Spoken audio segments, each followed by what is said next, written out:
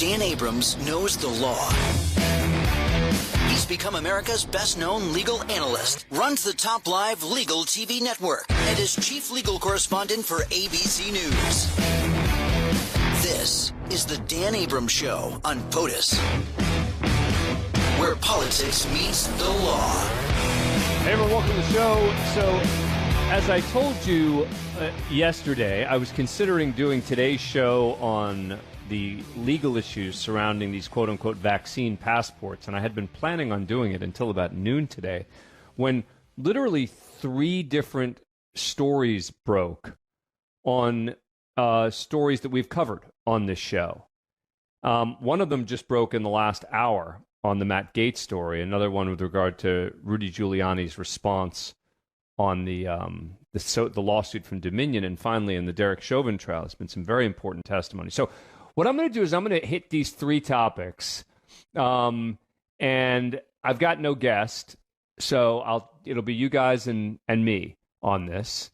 So let's start with this breaking news in the Matt Gaetz story. Remember, there was a caller yesterday who asked me, do I think that the feds might enter into some sort of agreement with Joel Greenberg, who was the initial target of the investigation that led them to Matt Gaetz, in an effort to get Gaetz. And my response to him was that the way these things work is you go for the big fish, right? You go for the big one and you make deals with the smaller ones. And that's the way that these things happen.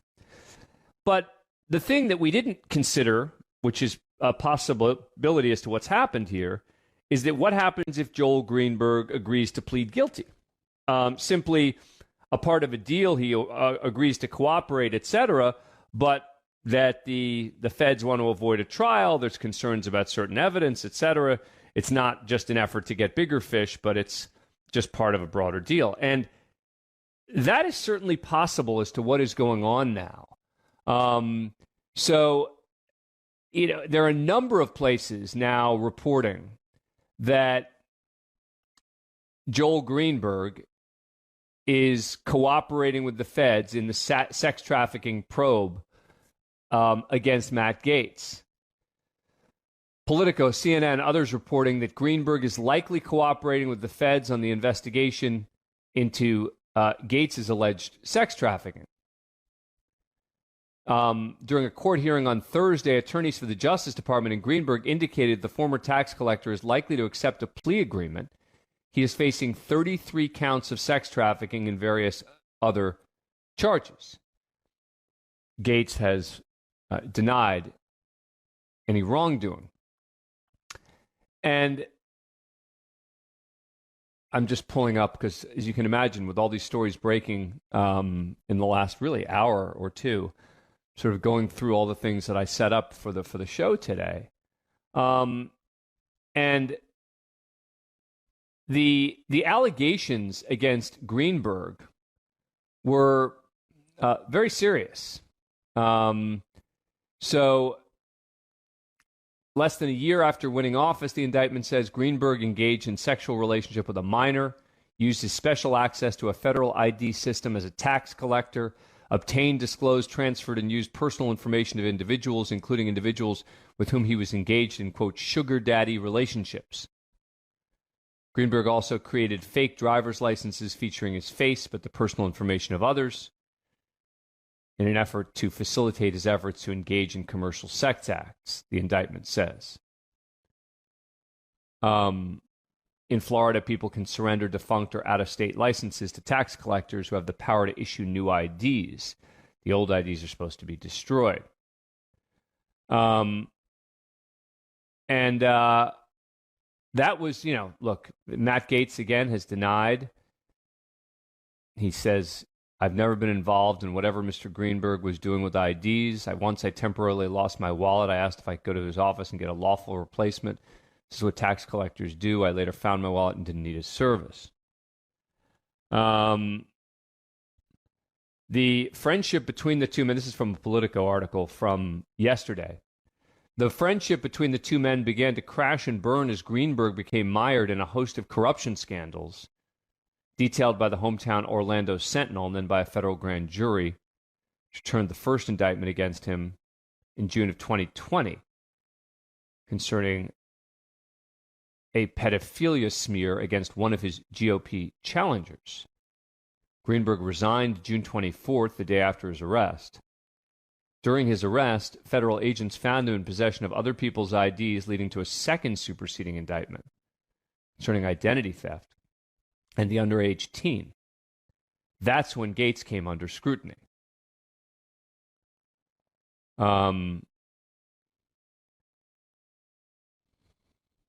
Three Greenberg friends, including one who testified before the federal grand jury investigation, told Politico they personally heard him boast about his 2017 relationship with a then 17-year-old girl they claim went on to work in pornography.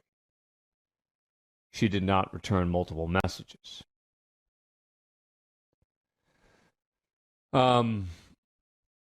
So we've talked about the Matt Gaetz story, but this is potentially very bad news for Matt Gaetz because you no longer just have them investigating the possibility of this relationship with a 17-year-old.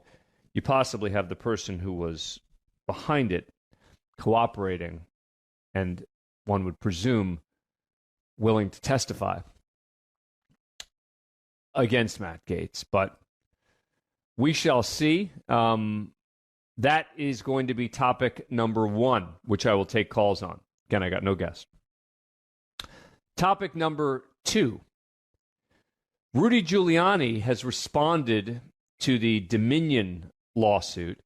And unlike Sidney Powell, who basically said, why would anyone believe anything I said in the context of that lawsuit?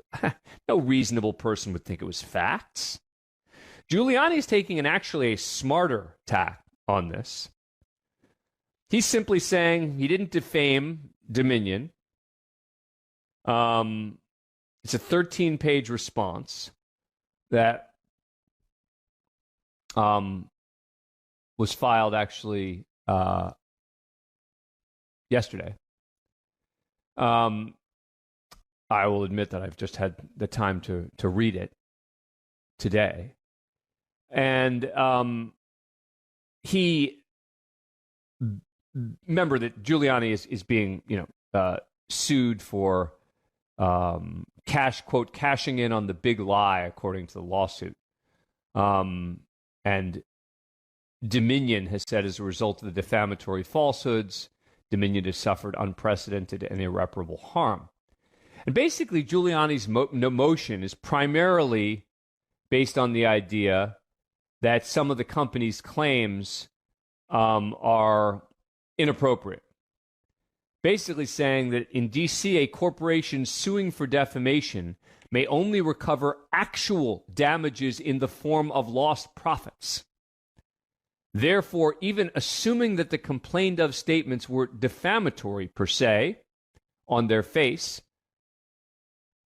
Dominion is limited to the recovery of only special damages in the form of lost profits since they're corporations. In other words, Dominion is saying, Giuliani is saying, that Dominion's request for damages over employees like being stalked, harassed, threatened, damages to remedy alleged defamation and damages to repair the company's reputation can't be entertained, even if they did happen, because of the law in D.C. And here's the key phrase. Plaintiffs have done nothing more than generally allege they have lost profits damaging resulting from Giuliani's alleged viral disinformation campaign in a specified dollar amount. Plaintiffs are required to plead their lost profits damages by detailing either specific customers allegedly lost or allegations of before and after, etc. So,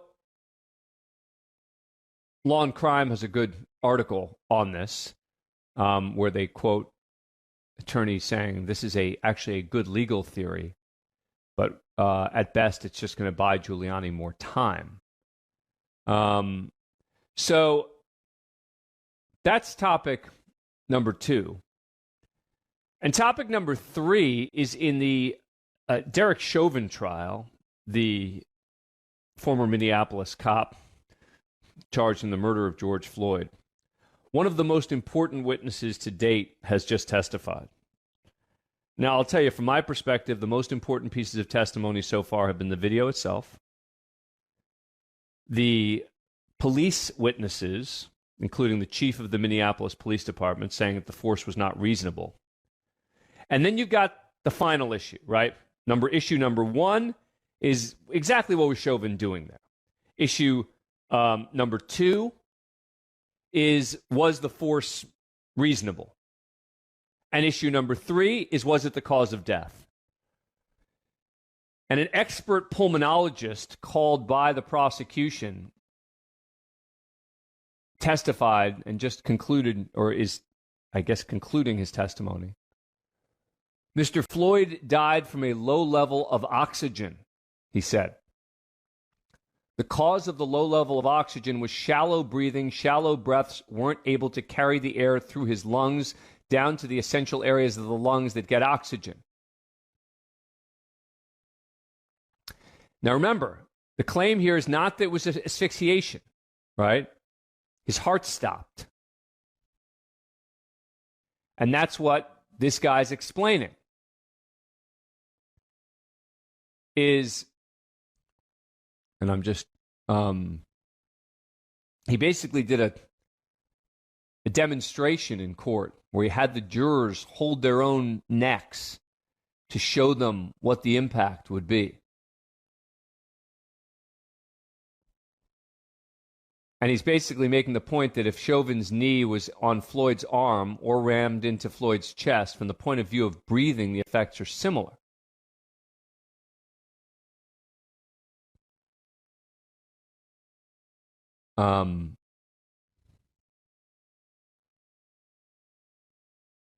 I'm just reading through the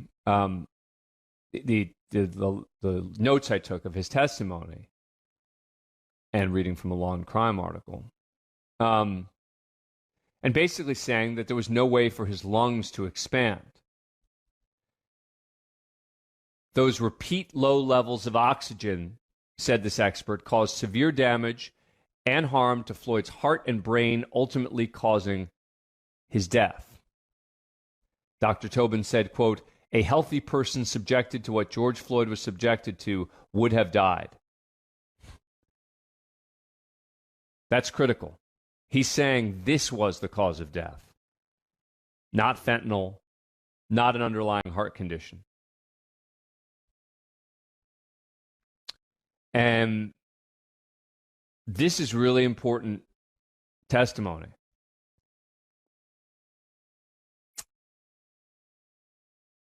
Because remember, and here's the headline from Law and Crime, Derek Chauvin's actions against George Floyd were like a surgeon had gone in and removed the lung.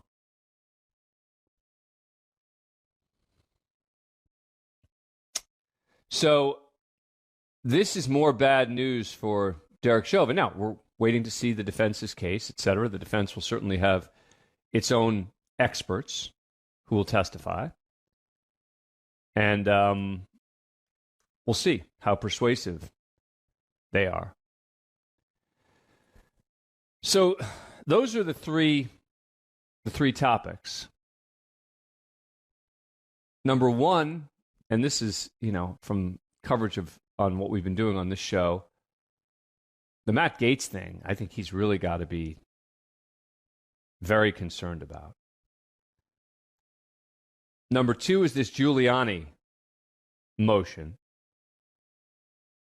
to try to dismiss, or at least sort of say that there are no real damages here. And number three is this testimony in the Derek Chauvin case from this expert witness, which, again, is really bad news. So let's do this. Well, before we take a break, again, I'm just trying to get more information on the Matt Gaetz story, because if this guy Greenberg is really cooperating, Matt Gaetz is really, potentially in trouble here. I mean, again, he's denying any wrongdoing, to be clear. But it's just looking to see if there's any other updates on this, because this literally broke in the hour before the show. It had been speculated that it was possible, but it wasn't that he was going to cooperate. Man, look at this picture of this guy. Jesus. I'm just looking at the picture of Joel Greenberg after making his first appearance. And now I'm reading from a 1:32 p.m. story, again, about 40 minutes ago, from the Washington Post. Gaetz associate likely to strike plea deal with prosecutors. At a status conference in the case Thursday, federal prosecutor Roger Handberg told a judge he expected the case to end in a plea. You don't say that, though negotiations are ongoing. If they expect it to end in a plea, then that's certainly likely where it's going to end up. It's not immediately clear how far the negotiations had gotten. But look, what I presume here, I mean, look, what you don't do is you don't make a deal with a guy like Greenberg just to get someone like Matt Gaetz because Matt Gaetz is higher profile. You do it if somehow Matt Gaetz is more culpable, or if there was going to be a deal with Greenberg anyway, right? And as part of that, he has to disclose everything he knows. That's also something that can happen in a case like this. Greenberg had previously pled not guilty, was scheduled to go to trial this summer. And the Justice Department has been exploring whether Greenberg procured women for Gaetz and whether the two sometimes shared sexual partners. Number's 866-967-6887. Talking about Matt Gaetz, Giuliani, and this big testimony in the Derek Chauvin trial. But before I go to your calls, right, I want to say something else about the Derek Chauvin case. I started this case thinking that he could get a hung jury and that, he very well, could get a manslaughter conviction. The testimony from the prosecution side has come in stronger than I expected in a lot of ways. And not the way the media has been focused, right? The media focus has been on the eyewitnesses, right? I mean, those are important, but they're nowhere near as important, as far as I'm concerned, as the expert witnesses, meaning police witnesses saying not reasonable force, right? And this witness today, Martin Tobin, saying that knee, whether it was directly on his neck or not directly on his neck, that even a healthy person would have died as a result of that. And that's some devastating testimony.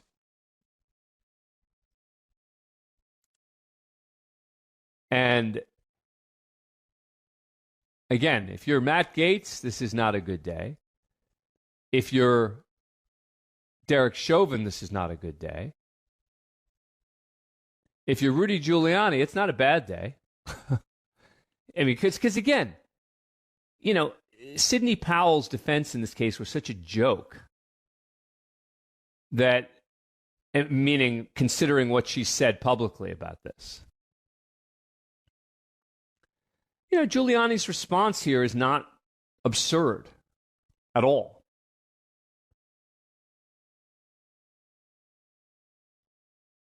So we'll have to see where that takes it. Let's get in a break here. Come back with your calls in a moment. 124.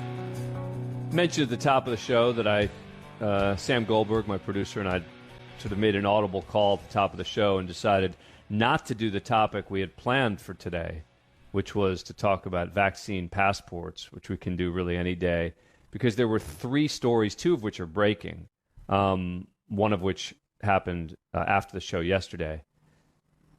in our world, in the politics meets law arena, the biggest breaking one being in the hour before the show, we learned that Joel Greenberg, the target initially in the Matt Gaetz investigation, is apparently cooperating with the feds. His lawyer came into court and said that a plea deal is likely. And that would be potentially very bad news for Matt Gaetz because of the charges, 33-count indictment that Greenberg had been facing. We will see what happens with that. The other big breaking story was this testimony in the George Floyd death case, the case of Derek Chauvin, where a prosecution expert has testified that a healthy person would have died. And remember, the standard based on what he witnessed on that video. And remember, the standard is that it has to have been a substantial cause of his death. And this expert's saying it was more than a substantial cause. Now, the defense is going to have its own expert, right? So we're going to have to wait and see on that. But as I said before, it becomes one of the most significant points in the case thus far. So let's take some calls. Let's go to Steve in Michigan. Steve, how you doing? What's going on? Hi. I want to make a prediction about the Chauvin trial, and that is that I don't think it's going to get to the jury. I think there's probably going to be a plea agreement before that happens. Well, and as a matter of fact, I'm kind of surprised that it's gone this far. Well, Chauvin was ready to plead guilty. And what the problem was at the time that Bill Barr wasn't willing to sign on to promise that the feds wouldn't prosecute for civil rights violations. So I did not know that. Yeah. So he was ready to plead guilty and would have gotten, I think, at least 10 years even. But the fact that they couldn't get the feds on board scotched the deal. Right. I just think that the defense is taking a real chance based on what, if everything we're hearing is true, and with the atmosphere of the country, I don't know. I wouldn't take a chance if I was him. I agree. And look, I would have tried to plead too. Look, what's interesting is the question of manslaughter, right? Is if Derek Chauvin is convicted of manslaughter, he would face, in theory, up to 10 years. More likely, the guidelines are 4 to 5 years. But the prosecutors are now trying to seek to elevate whatever sentence he gets based on a series of factors where they can say that it's basically a special kind of case that requires going above and beyond the guidelines. But I agree with you that this is... that I don't think there's a chance. I may have said this before. I don't think there's a chance Derek Chauvin's acquitted. I just don't. I think that it's a possibility you get a hung jury. It's a possibility you get a conviction of manslaughter or not murder. But I just don't think there's a chance that he gets found not guilty. We'll see. I just, based on what I've seen of the case, I don't know. I agree. And this testimony today about the apoxia is, that's devastating. If the jury hones in on that, then there's nowhere else to go. Yeah, to me. Well, because cause of death becomes so important in the context of this case. Right. Totally agree with you. Right. Steve, thank you. Thank you. Remember, we're talking this big case and show. We're also talking this big news in Matt Gaetz investigation as well. Let's go to Nick in Los Angeles. Nick, how you doing? What's going on? Hey, Dan, thank you for taking my call. I'm a very big fan of the show. Oh, I was just curious. All these Republican congresswomen were calling for Cuomo to resign are just completely silent on Matt Gaetz. And I mean, you got to hand it to the Democrats. At least, they're kind of honest. They'll turn on Republicans and Democrats. But with the GOP, I mean, because some of these allegations are pretty bad. Well, but let's be clear on what the allegations, and these are very different kinds of allegations, right? I mean, the allegation against Gaetz is more serious, right? You're talking about sex trafficking of a 17-year-old as opposed to sexual harassment. But in the Cuomo case, you have women on the record saying he did, creepy or, in their view, awful things to them, and there are a lot of them. And so, in terms of putting aside the legalities of it and talking from the perspective you're talking about, which is the political response, I don't think that people can immediately come forward and say, Gaetz should resign because he's being investigated, right? Because you don't have anyone on the record. You don't have the 17-year-old on the record saying he did this and he did this to me, et cetera, right? I agree, yeah. I mean, the fact that it's all leaking, none of it's really conclusive yet. It's just leaking from the Justice Department. You're right. It is not a direct analogy. Well, and remember, it's not just, let's be clear, it's not just leaking from the Justice Department. It also could be leaking from Greenberg's side as well, right? Because remember, Greenberg's been indicted by the Justice Department and is probably cooperating now, we learn today, in this investigation. So it is not inevitably the Justice Department that is leaking. It's also witnesses, right? The Justice Department could be interviewing witnesses who say, yeah, this is what they were asking me about, et cetera, et cetera. So, I think we have to be clear before sort of smearing the Justice Department that they're necessarily leaking about this.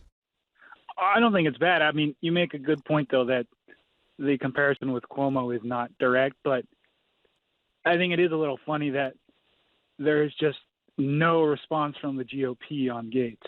Well, it's just the opposite, right? Which is Marjorie Greene and Jim Jordan both have come out defending Gaetz. And look, but there's a lot of silence in the GOP about Gaetz, which is interesting, right? I mean, there are a lot of people who are remaining mum about it, which tells you that this is no joke. Because particularly in the GOP, they like to defend their own. A lot of it's about loyalty. And I'm sure there are a lot of people who would like to be loyal to Matt Gaetz, although, some would say that he's not the most beloved member of Congress. But nevertheless, when you get this kind of investigation, it's serious stuff. So you just got to be careful in terms of what you say publicly, right? Right. Yeah. Well, thanks, Dan. I appreciate it. Thank you, Nick. Thank you. Let's go to Pennsylvania and Paul. Paul, how you doing? What do you got? How you doing? I was just thinking about your three questions. On the first one, Mr. Gaetz, I have to wait for the video to come out. The video? Yeah. You figure he's videotaping with his girlfriend, and somebody gets a copy of him and puts it out there. Well, but that will be the first I will do. Amen. Well, if it happens, if there is video of it, that would certainly be a problem. If she's 17 and there's a video of it, that would be a problem. Yep. Well, that's what I mean. It's obvious that he likes that type of stuff. He's showing all these pictures supposedly around to his friends. But we just got but we got to be careful again, not to just sort of smear the guy and say, yeah, he seems like the kind of guy who would do it, and presume that he did it, right? He reminds me of the college kid, whose old man had a lot of money, gave something to the college, and he gets in trouble. So now the old man's going to try and get him out of it. Let's see. That's always been my theory about that. Look, I'll tell you, the part for me about it that has been the most troubling, because I like to focus on what we actually know based on the evidence, is Matt Gaetz's dishonest responses about the investigation, right? Is the fact that he's being investigated, and rather than saying, look, I'm going to be exonerated, great, I'm an open book, bring it on, the way Hunter Biden said. I don't know if Hunter Biden will be exonerated. We'll see. But instead of that, he's claiming that this is all a sort of politically motivated investigation, even though it began under the Trump Justice Department. And so, that to me reeks of problems. And now that we know that Joel Greenberg, the initial target, is cooperating, or it seems he's cooperating, Matt Gaetz is potentially in a lot of trouble. But I just think I like to be consistent in my focusing on what we know what we don't know, and what we can conclude fairly based on what we do know. I'm sorry. Go ahead. Well, enough with Mr. Gaetz. I was going to say your second question was on Rudy Giuliani. I'm still a fan of his. Mm-hmm. I hope he gets I hope he gets out of it. Poor guy that's gone through enough of his reputation. Well, but let me ask you this, because I've said on the show before that I voted for Giuliani, back in the day. When you say poor guy has gone through enough, it's kind of self-imposed, don't you think? Well, there's a lot of people who shoot themselves in the foot, and you feel sorry for them because they were kind of dumb doing it. But there's not much you can say. I feel his reputation, his place in history has been taken away from him. Oh, no doubt about it. He's become a joke. Yeah. Was it self-inflicted? I don't know. Well, who else could be responsible for it? Armed out of it, Wait, but who else could be responsible for it if it's not him? Well, you never know when you try to, how can I put this? When you go after the favor of a powerful man, i.e. the ex-president, sometimes you do stupid things. And it's proven through history where people have tried to, gain favor like that, and then they wind up ruining themselves. But on the last question you asked, and I'll make it as brief as possible, you were talking about, the very bad testimony for the defense that came out today. No, there's going to be rebuttal witnesses. The question is, I'm not a very legal guy. I have a good lawyer, so I don't have to worry about that. But that's another story. Good for you. The question is, what happens if he can prove beyond a reasonable doubt that he didn't actually kill him, but he was a contributing factor with all the other things? Yep. Does that make it manslaughter? It's a good question. The answer is that for any of the crimes, manslaughter or murder, his actions, Chauvin's actions, have to have been a substantial cause of the death. Period. Meaning, if the prosecutors can't prove beyond a reasonable doubt that Chauvin was a substantial cause of George Floyd's death, you can't convict on manslaughter or murder, because both require it being the cause of death. So he basically, at that point, he doesn't even really need a hung jury. He can just walk on that. But he's not going, again, yeah, he could. But, his best shot was always reasonable doubt, right? Was the fact that the jurors could say, yeah, I think it was the cause, but I can't say for sure. I can't say for certain. I can't say it sure looks that way, but I don't know. Maybe it was the fentanyl. If that's what the jurors say, that's reasonable doubt. Now, that's why today's witness is so important. That's why this Dr. Tobin, who literally has been testifying today, is such a critical witness, right? Because he goes to that issue. Well, it depends on, like I said, when they bring their rebuttal witnesses up, if they can split the hairs just right. No, definitely. Look, cause that doubt. Then you have them getting off. I was doing an interview about the Chauvin trial recently. It was yesterday or the day before, and the interviewer said to me, it was for a taped interview, so it wasn't live. What do you think of the defense's strategy? And I said, well, this is what they've been doing on cross-examination, and here's what they've been focusing on. I thought this was not a particularly strong argument, but in general, how good a shot? And I said, I haven't seen the defense's case. I gotta wait.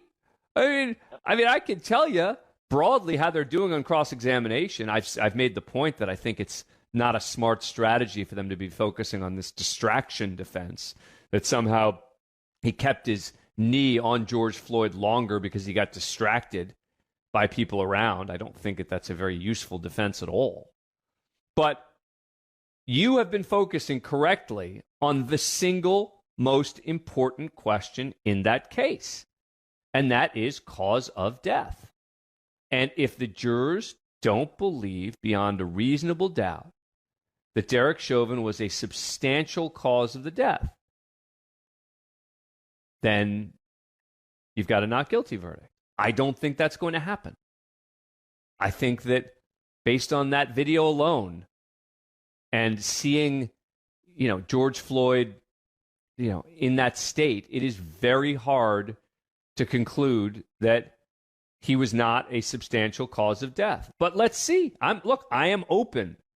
This is what happens. Like, even in a typical trial, right? The reason that jurors aren't supposed to talk about a case before all the evidence is in is because right now we're still in the prosecution's case.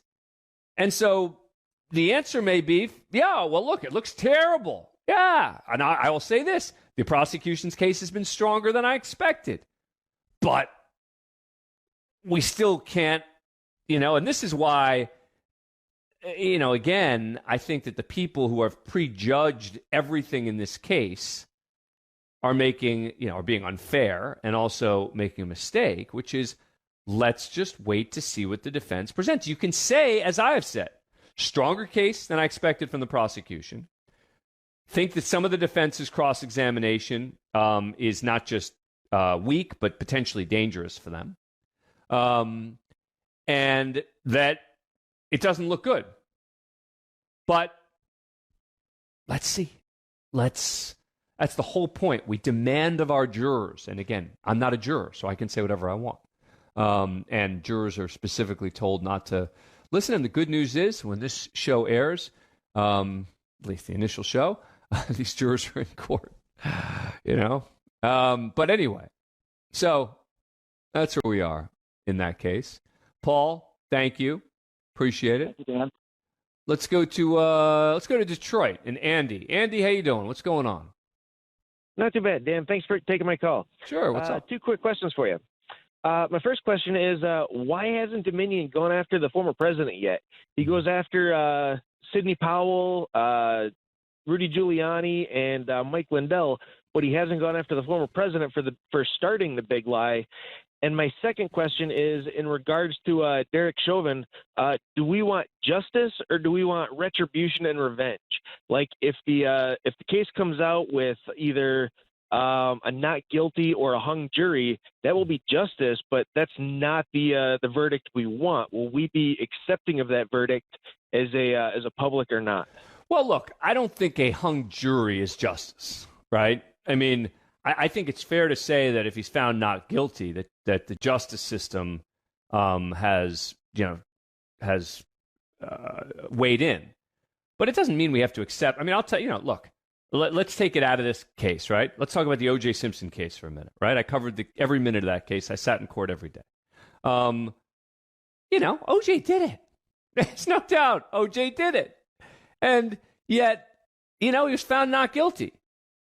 Do I think that the justice system failed us broadly? No. But I do think that the justice system in that particular case was wrong. I think the jurors got it wrong. I think they got suckered.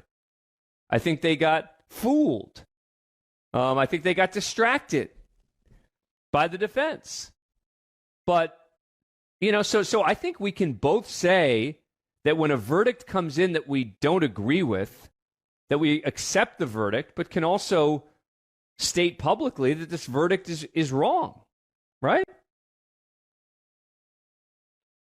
I would foresee a bunch of riots going on if that's a separate issue. A not guilty verdict. Okay, that's a separate issue. Our inability to accept that verdict. Okay, that's a separate issue. So what you're asking me is, if there is a not guilty verdict and there are riots with not peaceful protests, but riots where there is property damage, people are injured, etc., that's unacceptable. I agree with you. I would expect there to be protests on a lot of them.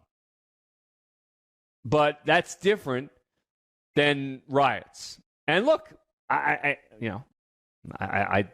would fear there's going to be a lot of police out, that's for sure. If there's a not guilty verdict, there'll be a lot of people very concerned about what the response will be to the verdict.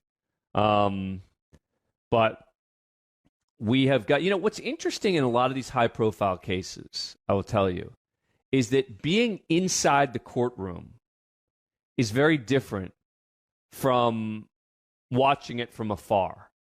Meaning there is this kind of like bubble you get into inside the courtroom. And the jurors get into the bubble as well, which is why they're instructed to be in a bubble, right? They're instructed not to talk to family members and friends about the case. They'll be sequestered during the deliberation process in this case, it seems. And so should we be concerned about jurors making decisions based on their concerns for what the response would be? Yeah, we should be concerned about it. I hope that the jurors can avoid thinking that way, right? So we'll see. Andy, thank you for the conversation. Let's take one more break. Anything on the first question? Anything on the first question, Dan? Sorry, why haven't they gone after? Sorry. Anything on the first question? Why haven't they gone after President Trump yet? Yes.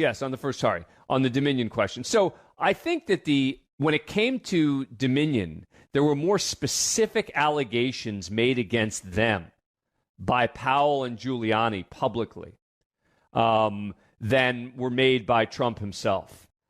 My guess is also that they would rather not, they'd rather avoid, from a civil law perspective, the specter of going after the former president.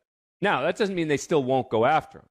Remember that these lawsuits have been coming out in pieces.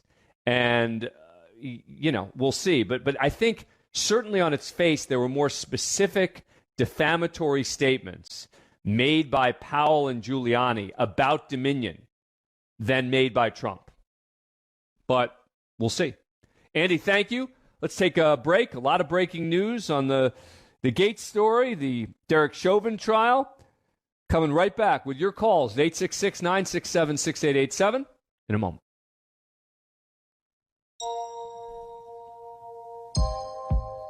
Welcome back to the Dan Abrams Show on POTUS, Sirius XM Channel 124. And whenever you want on the Sirius XM app, just search Dan Abrams. Welcome back. Talking primarily about two big breaking stories that happened in the couple of hours before the show, that a key figure in the Matt Gaetz probe appears to be cooperating with the feds, which could be very bad news for Matt Gaetz. This is the guy who he may have engaged in illegal activity with, this guy Joel Greenberg, who is facing a 33-count indictment himself. His lawyer came into court today and announced that it looked like there'd be a plea deal, which would be potentially bad news for Matt Gaetz. And then there is the testimony of an expert witness in the Derek Chauvin trial, in connection with the death of George Floyd, and who is testifying for the prosecution, basically saying that no matter what else George Floyd had in his system, even a healthy person would have died based on what Derek Chauvin did. And he said that both his lungs would be impaired by Derek Chauvin's actions that day. He said, there's just no way he's going to be able to expand. He said, referring to a photograph of George Floyd trying to lift himself up by the tips of his fingers. To a physiologist, this is extraordinarily significant. This tells you he has used up his resources and he's trying to breathe with his fingers and his knuckles. Those repeat low levels of oxygen, he concluded, caused severe damage and harm to Floyd's heart and brain, ultimately causing his death. So, we'll see what happens there. Let's go to Mike in New Hampshire. Mike, how you doing? What's going on? Hi, Dan. I have a question about the Gaetz issue.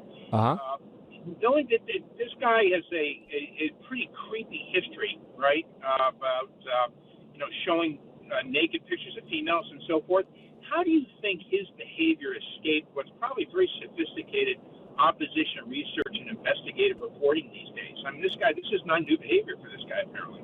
So I think that what happens in media coverage, right, is that something opens the door, and then the floodgates are opened, right?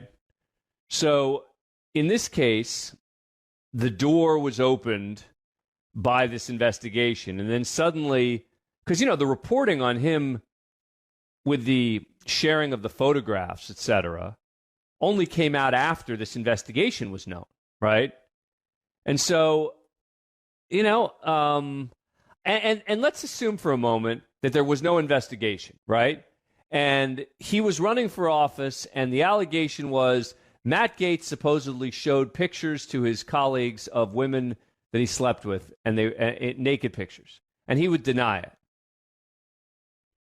I think the media in particular would be very nervous, right, about saying, well, a person or two says that it happened, and then you look into it, and he denies it, and it's just very different than when you're doing it in the context of an investigation. Now, look, and I've been very clear on this show saying that I don't think that's relevant in the context of the investigation of Matt Gaetz. Meaning, you can say that, if it's true, it is reprehensible, and it's really, degenerate behavior. But it doesn't necessarily show, unless he showed someone a picture of an underage girl, anything relevant to the context of the focus of this investigation, right? Got it. Yeah, I found the guy to be creepy from the minute he came onto the scene. I'm just surprised there's so many people dislike him that something didn't come out prior. Yeah, I mean, look, there'd been talk about him in the past, but when you say something come out, again, it's sort of like what I say about Hunter Biden, and I know people get angry when I make the comparison, which is, in my view, there was no big legal story there until the investigation into his taxes became clear. Meaning, his laptop, was there? Apparently, the FBI had been sent the stuff and the pictures, and there was nothing there. But when there was an investigation into his tax